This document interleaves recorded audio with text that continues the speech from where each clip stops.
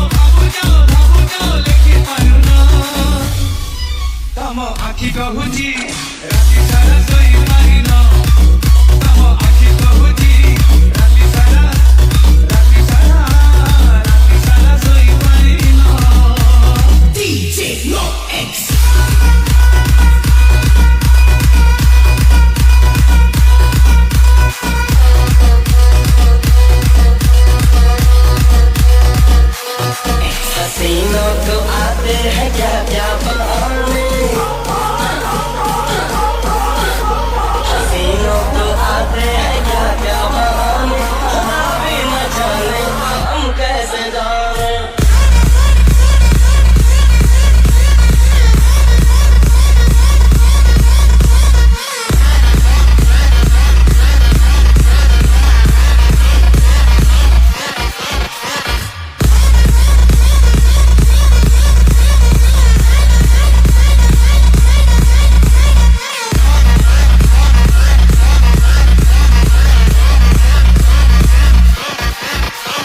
बजा दिया जाए रॉकी भाई। हसीनों को आते हैं क्या क्या बहाने,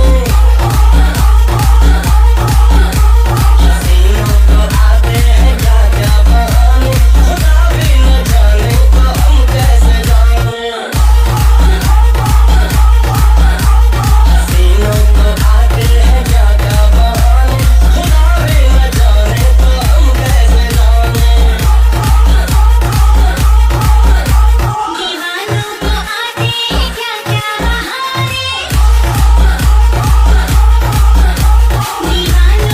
खुदा भी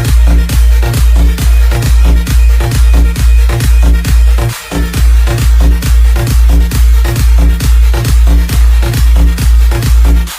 रंग रसिया धना रंग रसिया, खुला खुला बाले तुई दिसी ओरिया, सुनी जाना धना सुनी जाना, तोर बोझे उठिया के दीवाना।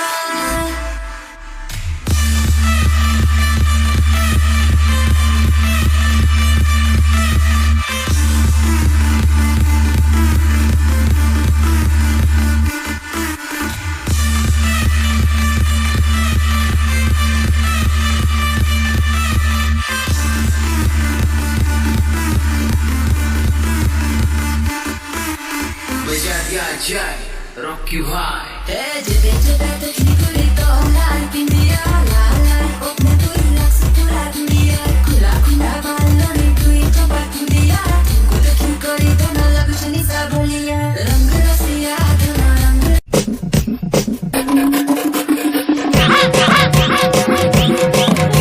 लगा दिए इश्क भी कर लिया, जान की रात में हमने पाए दिल लगा दिए इश्क भी कर लिया चांदनी रात में हमने तारे में ख्वाब जैसा कोई ख्वाब की जिंदगी नींद टूटी तो आया समझे हमें राह वो जिस पे मैं चल रहा था उसकी कोई भी मंजिल नहीं है आरजे Ravi. आरजे बेवफा तेरा मासूम चेहरा भूल जाने के काबिल नहीं है बेवफा तेरा मासूम चेहरा भूल जाने के काबिल नहीं है बेवफा तेरा मासूम चेहरा भूल जाने के काबिल नहीं है सूरत बात है तू लेकिन दिल लगाने के काबिल नहीं है बेवफा तेरा मासूम चेहरा भूल जाने के काबिल नहीं है भूल जाने के काबिल नहीं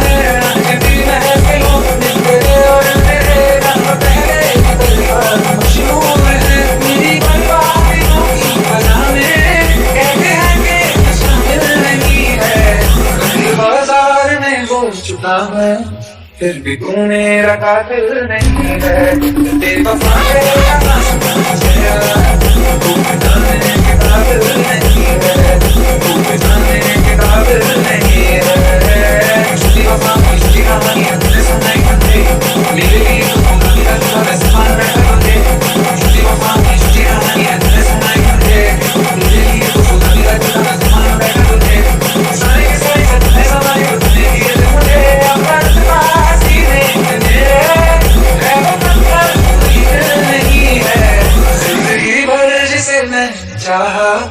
जिंदगी भर जिसे मैंने चाहा मर के भी मुझको हासिल नहीं है बेवफा तेरा मासूम चेहरा भूल जाने के काबिल नहीं है भूल जाने के काबिल नहीं है भूल जाने के काबिल नहीं